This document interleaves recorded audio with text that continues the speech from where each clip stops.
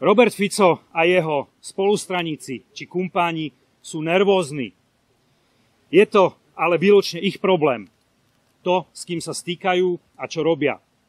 Ak sa o nich zaujímajú vyšetrovatelia, je to v prvom rade dôsledkom činnosti ich nominantov, ich známych a je to ich vlastná hanba. Politici ani vysokí štátni príslušníci nemajú imunitu.